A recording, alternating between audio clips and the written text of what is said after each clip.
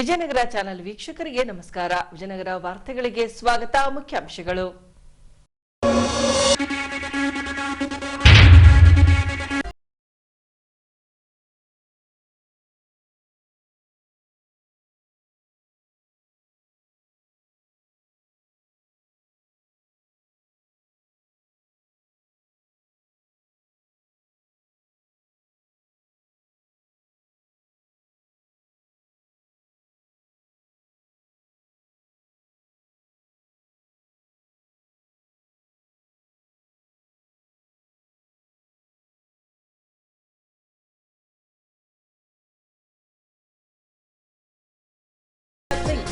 Cake ಕತ್ತರಿಸಿ ಜನ್ಮದಿನದ ಶುಭ ಹಾರೈಸಿದ ಅಭಿಮಾನಿ ಬಳಗ.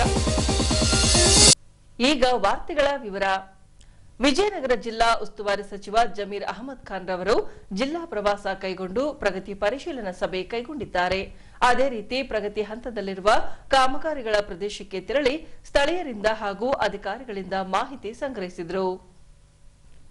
ಹೀಗೆ ದಿನಾಂಕ 9ರಂದು ಕ್ವಿಟ್ ಇಂಡಿಯಾ ದಿನದ ನಿಮಿತ್ತ ಉಸ್ತುವಾರಿ ಸಚಿವರು ಮಹಾತ್ಮ ಗಾಂಧಿ ಹಾಗೂ ಡಾ ಬಿಆರ್ ಅಂಬೇಡ್ಕರ್ ಪುತ್ಥಳಿಗೆ ಮಾಲಾರ್ಪಣೆಗೈದು ಅವರು ದೇಶಕ್ಕೆ ನೀಡಿದ ಕೊಡುಗೆ ಕುರಿತು ಸ್ಮರಿಸಿದರು.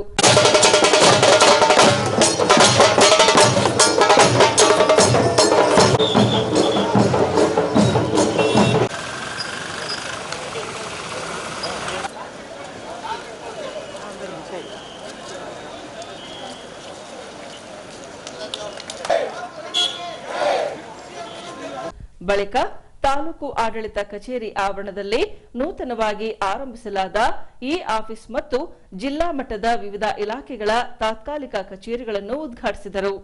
ನಿರ್ಮಾಣ ಹಂತದಲ್ಲಿರುವ 250 ಹಾಸಿಗೆಗಳ ಜಿಲ್ಲಾಸ್ಪತ್ರೆಗೆ ಭೇಟಿ ನೀಡಿ 300 ಹಾಸಿಗೆಗಳಿಗೆ ಮೇಲ್ದರ್ಜೆಗೆ ಏರಿಸಲು ಯೋಜನೆ ರೂಪಿಸಲು ಅಧಿಕಾರಿಗಳಿಗೆ ಸೂಚಿಸಿದರು.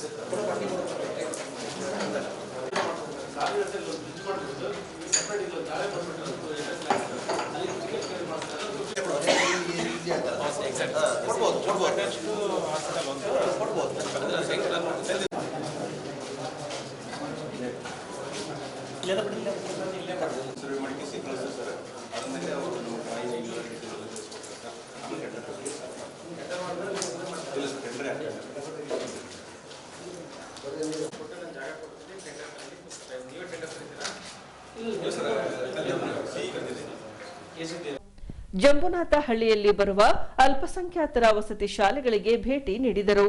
ವಿದ್ಯಾರ್ಥಿಗಳನ್ನು ಮಾತನಾಡಿಸಿ ಶಾಲಾ ಸೌಕರ್ಯ ವ್ಯವಸ್ಥೆಗಳ ಬಗ್ಗೆ ಮಾಹಿತಿ ಪಡೆದರು.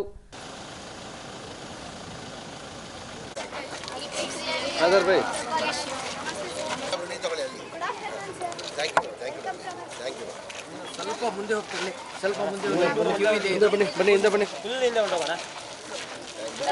ಕದರ್ ನೀನು ಈ ಕಡೆ ಬಂದ್ಬಿಡು. ಕದರ್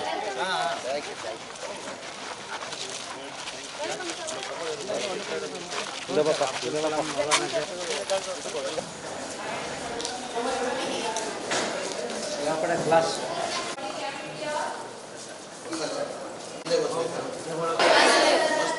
ಎಲ್ಲ ಫಸ್ಟ್ ಪಿ ಯು ಸ್ಟೂಡೆಂಟ್ಸ್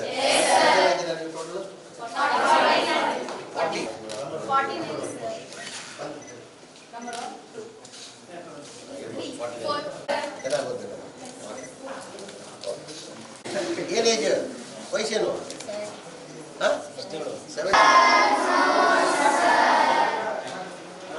ಯಾವ ಕ್ಲಾಸ್ ಸಿಗಲ್ಲ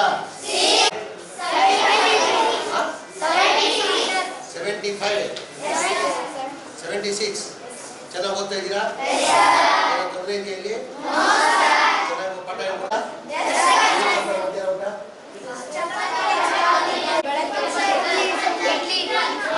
ಇಡ್ಲಿ ಏನು ಕೊಡ್ತಾರೆ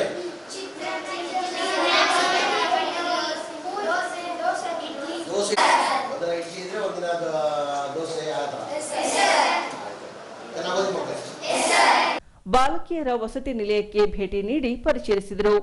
ಶಾಲಾ ವಲಯದ ಆವರಣವನ್ನು ಸ್ವಚ್ಛಗೊಳಿಸಿ ಉತ್ತಮ ಆಟದ ಮೈದಾನಕ್ಕೆ ಅನುವು ಮಾಡಿಕೊಡಲು ಕ್ರಮ ಕೈಗೊಳ್ಳಬೇಕು ಎಂದು ಅಧಿಕಾರಿಗಳಿಗೆ ಸೂಚಿಸಿದರು.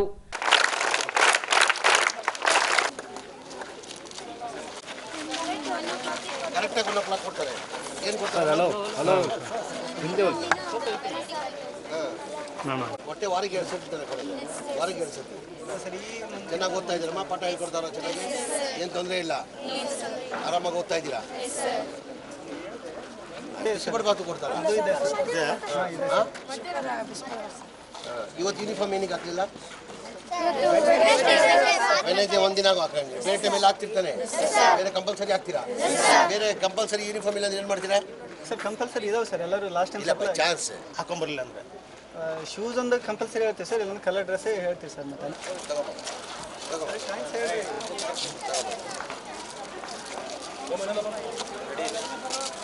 ಅಲ್ಲಿ ಡಿ ಸಿ ಇದು ಮಾಡಬೇಕು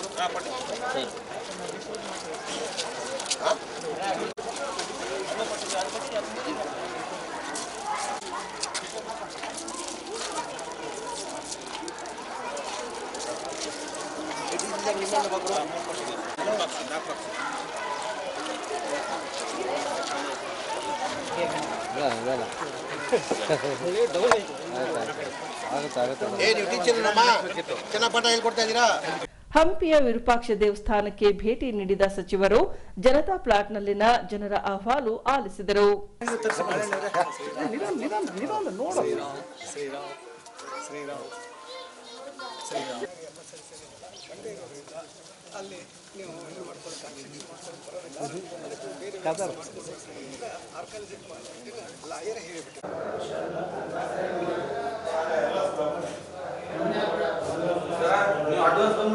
ಮುಂಗಾದಿ ಕೊಡಿರ್ಬೇಕು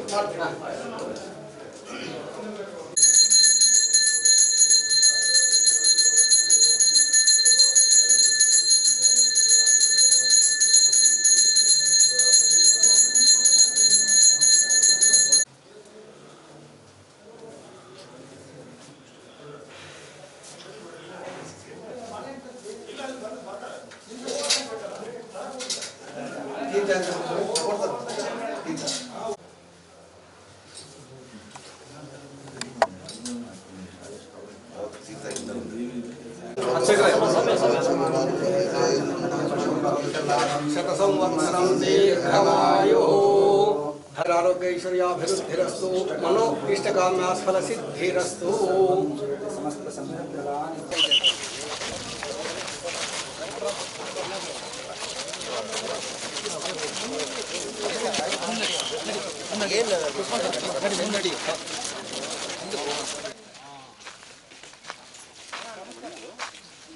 ಇಲ್ಲೇ ಮಾತಾಡ್ತಾರೆ ಅಂತ ಕೊಟ್ಟಿ ನಿಮ್ಮ ಪಟ್ಟ 80 ಮಂಡಲ್ ಪಂಚಾಯತ್ ಹೈಕೋರ್ಟ್ ಡೈರೆಕ್ಷನ್ ಈ ಕಮರ್ಷಿಯಲ್ ಆಕ್ಟಿವಿಟೀಸ್ ಕ್ಲೋಸ್ಡ್. ನಾವೀಗ ಇವ್ರನ್ನ ನೀವೇನಾದರೂ ರಿಹಾಬಿಲಿಟೇಷನ್ ಮಾಡಬೇಕು ಅಂದ್ರೆ ಎಲ್ಲಿ ಕಳಿಸ್ತೀರಿ, ಇವ್ರ ಜಾಗ ಎಲ್ಲಿದೆ, ಇದರಲ್ಲಿ 4-5 ಜನ ಪುರೋಹಿತ ಮನೆ ಇದೆ ಅವರು ಪೂಜಾ ಒಂದೆರಡು ರೂಮ್ ಬಾಡಿ ಕೊಡೋದು ಇಟ್ಸ್ ಕನ್ಸಿಡರ್ಡ್ ಕಮರ್ಷಿಯಲ್ ನಮ್ಮ ಜೀವನ ಕಷ್ಟ ಇದೆ ಇಲ್ಲ ಅದರಿಂದ ಬಂದವರಿಗೆ ಓಪನ್ ಮಾಡಿದ್ವಿ. ಫಾರಿನರ್ಸ್ ಇಲ್ಲೇ ಎಲ್ಲ ಕೂತು ಊಟ ಮಾಡ್ತೀವಿ. ಫಾರಿನರ್ ಸ್ಟೇ ಏನು ಮಾಡ್ತಾರೆ ಸ್ಟೇ ಅವ್ರಿಗೆ ಅವ್ರು ಡಿಪೆಂಡ್ಸ್ ಆನ್ ದೇರ್ ಇದೆ ಸರ್ ಫೈನಾನ್ಷಿಯಲ್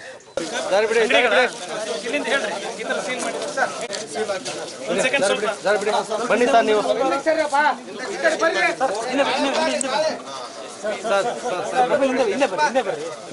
ಈಗ ಅವ್ರ ಕಡೆ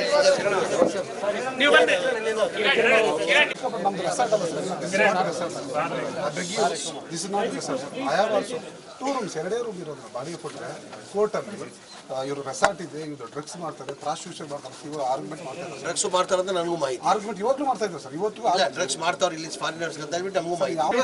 ಅಂದ್ರೆ ನಮ್ಮ ಮೇಲೆ ಸುಮ್ಮನೆ ಆಪಾದನೆ ಮಾಡಕತ್ತಾರ. 29 ಹಳ್ಳಿಗಳಿದೆ. 29 ಹಳ್ಳಿಯಲ್ಲಿ ಏನೇ ಆಗಲಿ ಹಂಪಿ ಗೋಪುರ ಫೋಟೋ ಹಾಕಿ ಈ ಸ್ಥಳೀಯರ ಮೇಲೆ ಗೂಬೆ ಕೂರಿಸ್ತಾರೆ. 29 ಹಳ್ಳಿ ಅಂದ್ರೆ ಬಂಡೇರ್ಲಾಪುರ, ಸಣ್ಣಪುರ, ಇಪ್ಪೆ ಐಲ್ಯಾಂಡ್ ಅಂತ ಕೊಪ್ಪಳ ಜಿಲ್ಲೆಗಳು ಸೀಲ್ ಮಾಡಿದ್ದಾರೆ ಸರ್. ಸೀಲ್ ಮಾಡಿದಾರಲ್ಲ, ಅದಕ್ಕೆ ಪಟ್ಟ ಇದೆಯಾ? ಎಲ್ಲದಕ್ಕೂ ಪಟ್ಟ ಇದೆ. ಇಲ್ಲ ಅಂತಾರಿಲ್ಲ, नहीं है पट्टा है वाला भी है, पता नहीं वाला भी है, दोनों है. ಅಸೆಸ್ಮೆಂಟ್ ನಂಬರ್, लाइसेंस नंबर घर वाला भी. ಬಟ್ ನಮ್ಮ ಮೇಲೆ ಇದು 14 ವರ್ಷದಿಂದ ಗೂಬೆ ಕೂರಿಸ್ತಾ ಇದೆ ಸರ್. ಅದರಿಂದ 2018 ಅಲ್ಲಿ ಕೂಡ ಕೋರ್ಟಿಗೆ ನಾವು ಏನಂತ ಅಫಿಡವಿಟ್ ಕೊಟ್ಟಿದ್ವಿ, ನಾವು ಇಲ್ಲಿ ಕಮರ್ಷಿಯಲ್ ಮಾಡಲ್ಲ. ಆಯ್ತು, ಅರ್ಥ ಆಯ್ತು. ಈಗ ಗೋಡೆ ಗುಗ್ಗು ಇರ್ತದೆ ಬೇಡ. ಈಗ ಒಂದು 3 ಜನ ಬನ್ನಿ ನೀವು 3ವರೆಗೆ. ಹೊಸಪೇಟೆಯ ತಾಲೂಕು ಕಾನೂನು ಸೇವಾ ಸಮಿತಿ, ವಕೀಲರ ಸಂಘ, ಶಿಕ್ಷಣ, ಆರೋಗ್ಯ ಹಾಗೂ ಪೊಲೀಸ್ ಇಲಾಖೆಯ ಸಹಭಾಗಿತ್ವದಲ್ಲಿ ಸ್ಥಳೀಯ ವಿಜಯನಗರ ಕಾಲೇಜಿನಲ್ಲಿ ಕಾನೂನು ಅರಿವು ನೆರವು ಕಾರ್ಯಕ್ರಮ ಹಮ್ಮಿಕೊಳ್ಳಲಾಗಿತ್ತು. ಈ ವೇಳೆ ಆಸಿಡ್ ದಾಳಿ ಕುರಿತು ವೈದ್ಯರಿಂದ ವಿದ್ಯಾರ್ಥಿಗಳಲ್ಲಿ ಜಾಗೃತಿ ಮೂಡಿಸಿದರು. ವಿಜಯನಗರ ಕಾಲೇಜಿನಲ್ಲಿ ಕೈಗೊಂಡ ಕಾನೂನು ಅರಿವು ನೆರವು ಕಾರ್ಯಕ್ರಮದಲ್ಲಿ ಆಸಿಡ್ ದಾಳಿ ವಿರೋಧಿ ದಿನಾಚರಣೆ ನಿಮಿತ್ತ ಸರ್ಕಾರಿ ನೂರು ಹಾಸಿಗೆ ಆಸ್ಪತ್ರೆಯ ಸರ್ಜನ್ ಡಾಕ್ಟರ್ ಫಜಲುದ್ದೀನ್ ರವರಿಂದ ಆಸಿಡ್ ತಾಗಿದ ವ್ಯಕ್ತಿಯ ರಕ್ಷಣೆ ಕುರಿತು ಜಾಗೃತಿ ಮೂಡಿಸಿದರು. ಆಸಿಡ್ ತಾಗಿದ ವ್ಯಕ್ತಿಗೆ ಕೂಡಲೇ ಅವರ ಮುಖ ಅಂದ್ರೆ ಆಸಿಡ್ ತಾಕಿರುವ ಭಾಗಕ್ಕೆ ನೀರನ್ನ ಹಾಕಬೇಕು. ಆಗ ಆಸಿಡ್ ತನ್ನ ಶಕ್ತಿಯನ್ನ ಕಳೆದುಕೊಂಡು ದೊಡ್ಡ ಮಟ್ಟದ ಅಪಾಯವನ್ನ ತಪ್ಪಿಸುತ್ತದೆ. ಇನ್ನು ಆಸಿಡ್ ದಾಳಿಗೆ ಒಳಗಾದವರನ್ನ ಪ್ರೀತಿಯಿಂದ ಕಾಣಬೇಕೆಂದು ವಿದ್ಯಾರ್ಥಿಗಳಲ್ಲಿ ಕರೆ ನೀಡಿದರು.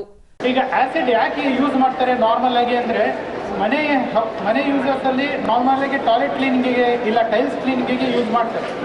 ಹಾಗಾಗಿ ಕಮರ್ಷಿಯಲ್ ಆಗಿ ಎಲ್ಲರಿಗೂ ನಾರ್ಮಲ್ ಆಗಿ 3 ಆಸಿಡ್ಸ್ ಅವೈಲೇಬಲ್ ಫ್ರೀಲಿ ಅಂದ್ರೆ ಈಸಿಲಿ ಮಾರ್ಕೆಟಲ್ಲಿ ಸಿಗುತ್ತೆ. ಈ 3 ಆಸಿಡ್ ಯಾಕೆ ಬಳಸ್ತಾರೆ ಅಂದ್ರೆ, ಈಗ ತಾವೆಲ್ಲ ನಾಟಕದಲ್ಲಿ ನೋಡಿದ್ರಿ, ಒಬ್ಬ ಹುಡುಗ ಹೋಗಿ ಹುಡುಗಿಗೆ ಪ್ರಪೋಸ್ ಮಾಡ್ತಾನೆ. ಅವಳು ಇಲ್ಲ, ನಾನು ನಿನಗೆ ಇಷ್ಟಪಡಲ್ಲ ಅಂದ ತಕ್ಷಣ, ಇಲ್ಲ ನೀನು ನನಗೆ ಇಷ್ಟಪಡಲಿಲ್ಲ ಅಂದರೆ ನೀನು ಯಾರಿಗೂ ಸಿಗಬಾರ್ದು, ನೀನು ಜೀವನನೇ ಹಾಳು ಮಾಡ್ತೀನಿ ಅನ್ನೋ ಒಂದು ವಿಕೃತ ಮನಸ್ಸಿರುತ್ತೆ. ಯೂಶಲಿ ಪ್ರಪೋಸ್ ಮಾಡ್ತಾರೆ, ಇಲ್ಲ ಲವ್ಗೋಸ್ಕರ ಇರ್ಬೋದು, ಇಲ್ಲ ಬೇರೆ ಏನಾದರೂ ಇರ್ಬೋದು. ಕೆಲವೊಮ್ಮೆ ಲೈಕ್ ಮದುವೆ ಆಗದಿರೋಂಥ ಹೆಣ್ಮಕ್ಳು ಇರ್ತಾರೆ, ಕೆಲವೊಮ್ಮೆ ಮದುವೆ ಆಗಿರೋಂಥ ಹೆಣ್ಮಕ್ಳು ಇರ್ತಾರೆ. ಇಂಥವ್ರ ಮೇಲೆ ಆಸಿಡ್ ದಾಳಿ ಆಗುತ್ತೆ. ಆಸಿಡ್ ದಾಳಿ ಆದಮೇಲೆ ಕೆಲವೊಮ್ಮೆ ಏನಾಗುತ್ತೆ, ನಾರ್ಮಲ್ ಆಗಿ ಪಬ್ಲಿಕ್ ಪ್ಲೇಸಸ್ಸಲ್ಲಿ ಇಲ್ಲಾಂದರೆ ಆಫೀಸ್ ಪ್ಲೇಸಸ್ಸಲ್ಲೇ ಆಗುತ್ತೆ.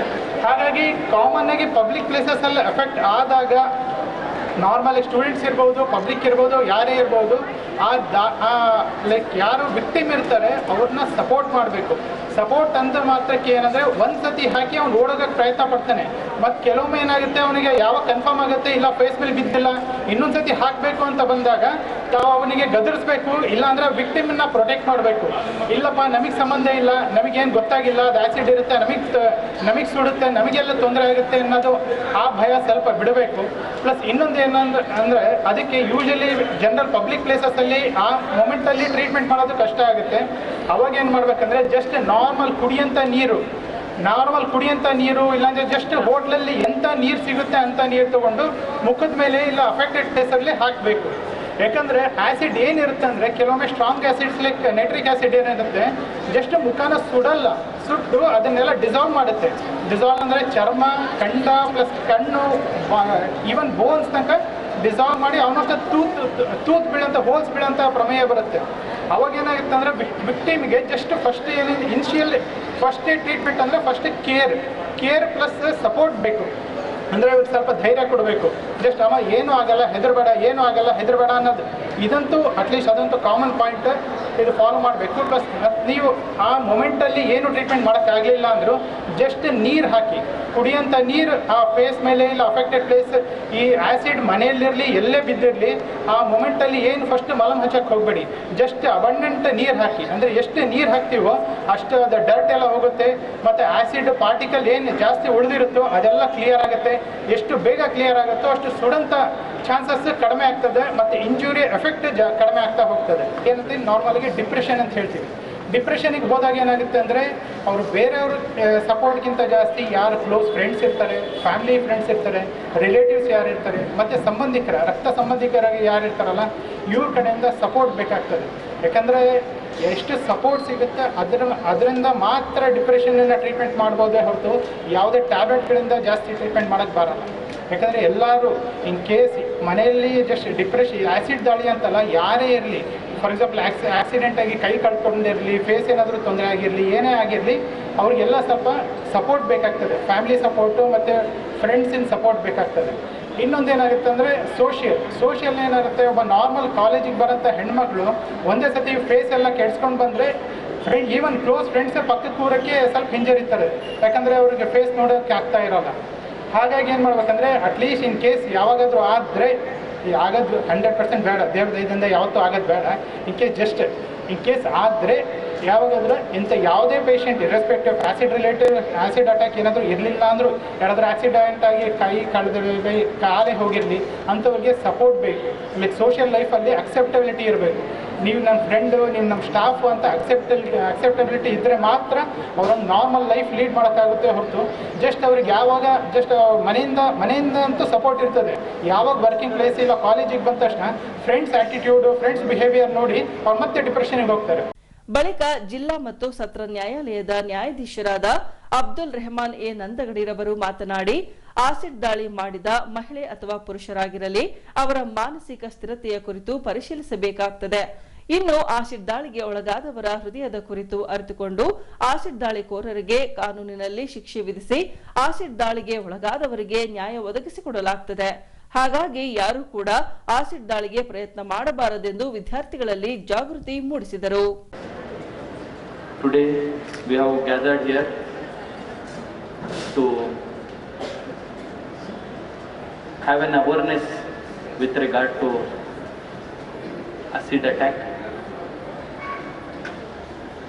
To have the awareness, we will see this subject from 3 angles. The first angle with regard to the victim, the second angle with regard to the administration who will be helping that victim, and the third is we all, the public at large. So as you have studied that past, present and future, the same thing is to be applied here.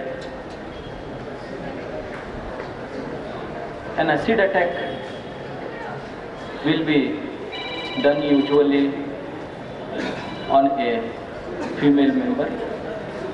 It is the duty of each and every citizen to support and to keep each and every woman in a safe zone.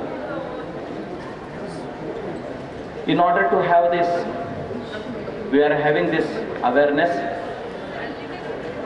There are lot of stringent legal provisions of law where the acid attackers or the miscreants will be dealt with, and they will be dealt with a iron hand from the judicial side. We have to see not the face of the victim, but we have to admire the heart of that victim. After an acid attack on a woman or a girl, we have to maintain her mental equilibrium. She should not get depressed. She should not be taken herself towards the lower side of her life. For that we are having awareness today, that too from a medical side, that too from a legal side. One of the Dr. Fazluddin will be speaking from the medical side, and my brother Sanju Kumar will be speaking from the side of such victims. They are the examples for us, and it is our moral as well as today we have taken this aspect on this day, awareness day, to make you aware of all these things. And I think if any one of you take this awareness and you will implement in your day-to-day life, and that will reach to the public at large. We have taken the help of the education department, more specifically the college, for which our DDPI and the college authorities have helped us for this, and I must thank them, both the departments, for giving me this opportunity of inauguration. I should thank the authorities of this management and the Lok Adalat authorities. Thank you one and all. Jai Hind, Jai Hind. ಮಾಜಿ ಸಚಿವ ಆನಂದ್ ಸಿಂಗ್ ರವರ ಪುತ್ರ ಹಾಗೂ 2023ರ ವಿಧಾನಸಭಾ ಚುನಾವಣೆಯ ಪರಾಜಿತ BJP ಅಭ್ಯರ್ಥಿ ಸಿದ್ಧಾರ್ಥ್ ಸಿಂಗ್ ರವರು 27 ವಸಂತಗಳನ್ನು ಪೂರೈಸಿ 28ನೇ ವಸಂತಕ್ಕೆ ಕಾಲಿರಿಸಿದ್ದಾರೆ. ಈ ಭಾಗವಾಗಿ ಹಂಪಿ ಸೇರಿದಂತೆ ನಗರದ ವಿವಿಧ ದೇವಾಲಯಗಳಿಗೆ ತೆರಳಿ ಪೂಜೆ ಸಲ್ಲಿಸುವ ಮೂಲಕ ಲೋಕ ಕಲ್ಯಾಣಕ್ಕಾಗಿ ಪ್ರಾರ್ಥಿಸಿ ಜನ್ಮದಿನವನ್ನ ಆಚರಿಸಿಕೊಂಡರು. ಹೌದು, ಈ ಅಂಶಕ್ಕೆ ಸಂಬಂಧಿಸಿದಂತೆ ಬೆಂಬಲಿಗರೊಂದಿಗೆ ಹಂಪಿಗೆ ಆಗಮಿಸಿದ ಸಿದ್ಧಾರ್ಥ್ ಸಿಂಗ್ ರವರು ವಿರೂಪಾಕ್ಷೇಶ್ವರ ಸೇರಿದಂತೆ ತಾಯಿ ಭುವನೇಶ್ವರಿಗೆ ಪೂಜೆ ಸಲ್ಲಿಸಿದರು.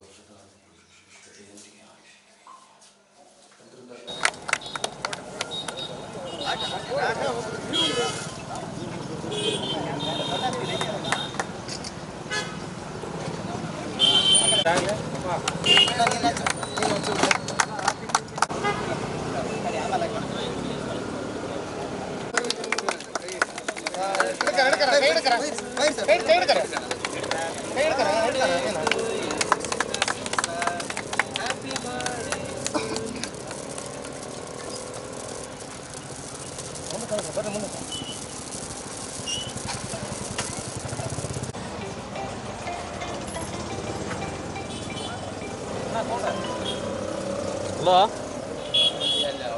ಇಲ್ಲಿ ಜಗಜೀವನ್ ರಾವ್ ಚಿತ್ತೋಡಿ ಎಂಟ್ರೆನ್ಸ್ ಫಸ್ಟಿಗೆ ಫ್ಯಾಕ್ಟ್ರಿ ರೋಡ್.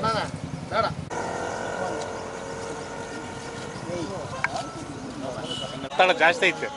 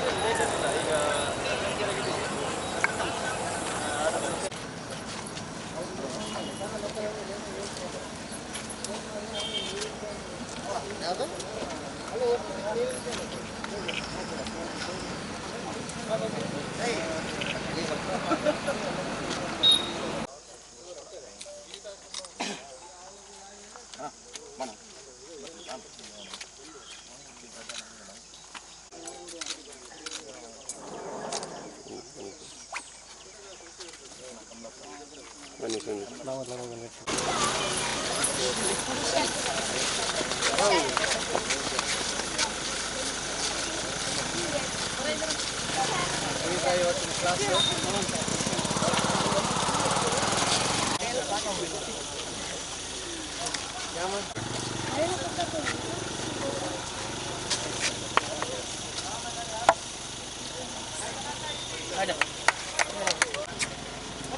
ಇದು ಕೂಡ ಇದೆ.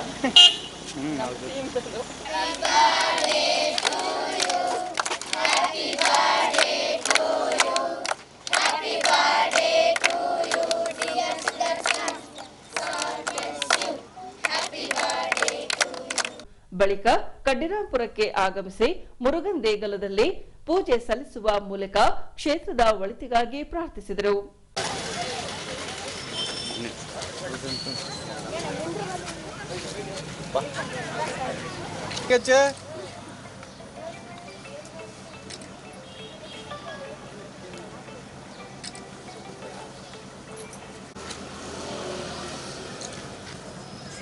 ಅದೇ ರೀತಿ ಕಮಲಾಪುರಕ್ಕೆ ತೆರಳಿ ಅಲ್ಲಿನ ಗ್ರಾಮ ದೇವತೆ ಊರಮ್ಮ ದೇಗುಲದಲ್ಲಿ ಪೂಜೆ ಸಲ್ಲಿಸಿದರು.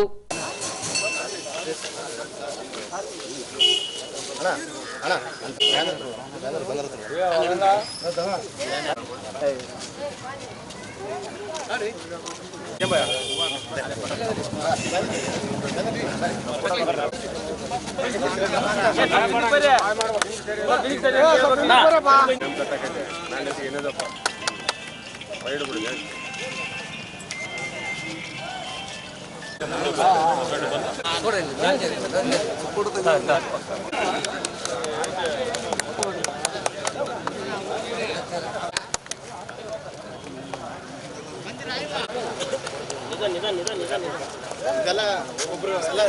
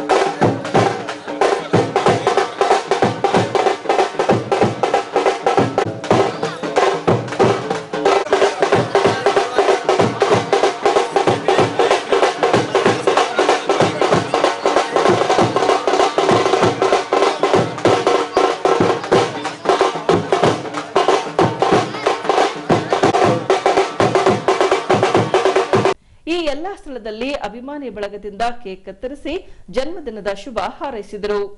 ಇನ್ನು ಗಾಳೆಮ್ಮನಗುಡಿ, ಮಲ್ಪನಗುಡಿ, ಅನಂತಶಯನಗುಡಿಗೆ ತೆರಳಿ ವಿವಿಧ ನಾಮದ ದೇಗುಲಗಳಲ್ಲಿ ಪೂಜೆ ಸಲ್ಲಿಸಿದರು.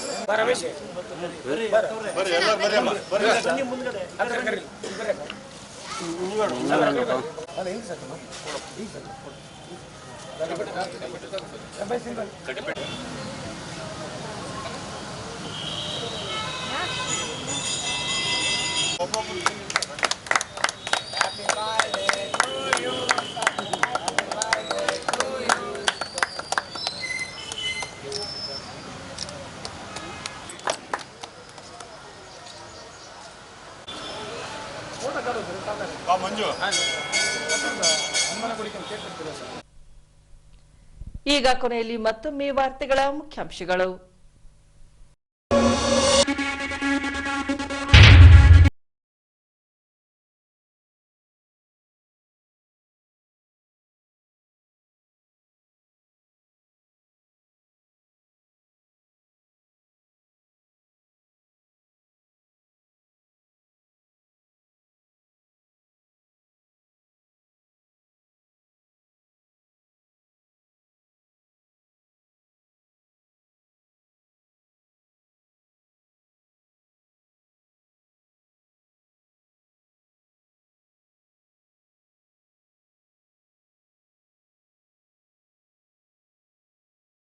ಶುಭ ಹಾರೈಸಿದ ಅಭಿಮಾನಿ ಬಳಗ.